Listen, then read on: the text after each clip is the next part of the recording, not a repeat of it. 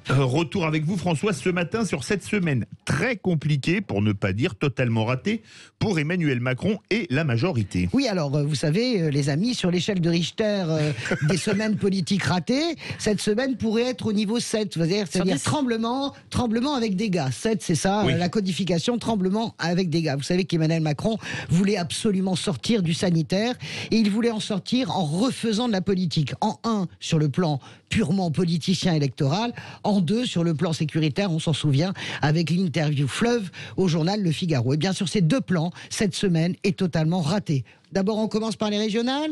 Elle est bien, la bouillabaisse marseillaise. Elle est un peu piquante, aigre, elle tourne au court-bouillon, au bouillon tout court. Vous avez vu le dernier sondage, fusion ou pas avec La République En Marche, Thierry Mariani, le candidat du Rassemblement National, est donné gagnant dans tous les cas de figure. Belle opération, chapeau réussi. D'ailleurs, on donnait déjà le pronostic la semaine dernière à ce même micro, à cette même heure, avec la même personne, c'est-à-dire moi. Dans les Hauts-de-France... Avec Cécile et Patrick à notre place. Voilà. Dans les Hauts-de-France, vous avez vu, les Hauts-de-France, l'opération Éric Dupond-Moretti, complètement lunaire. Son entrée en campagne du garde des Sceaux, elle est lunaire, je n'ai pas d'autre mot. Qu'est-ce qu'il dit ? Je suis venu ici chasser le Rassemblement National de ses terres. Vous parlez d'un slogan de campagne.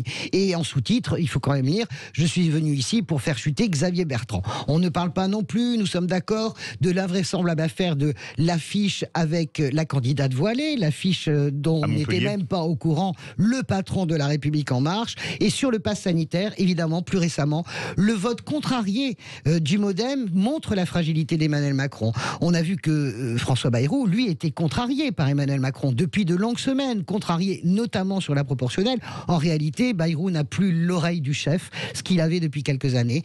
Pas, mais bien, on se venge.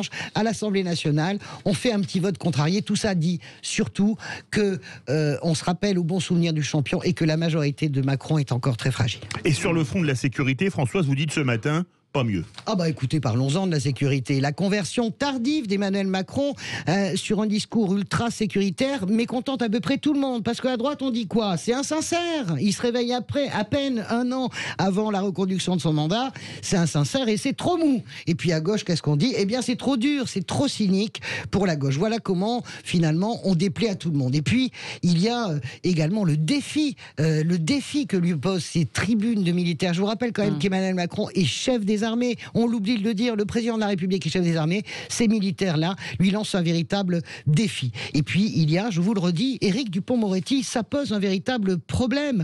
Vous avez vu la séquence hier au Sénat, hier soir ? Oui. La façon dont Éric Dupond-Moretti, garde des Sceaux, répond à une question assez sévère d'une sénatrice Les Républicains. Il se fait reprendre de volée par Gérard Larcher, qui d'habitude reste plutôt calme, qui est très sévère en lui disant « Vous ne pouvez pas répondre comme ça à un représentant de la République ». C'est assez compliqué. Il y a vraiment une question Dupond-Moretti et surtout ce qu'on appelle en politique une percussion d'image. Vous avez le choc émotionnel d'Éric Masson, finalement la mort, l'assassinat de ce policier, et vous avez dans le même temps Éric Dupond-Moretti en goguette dans les Hauts-de-France pour aller gagner une élection dont il sait qu'il ne gagnera pas.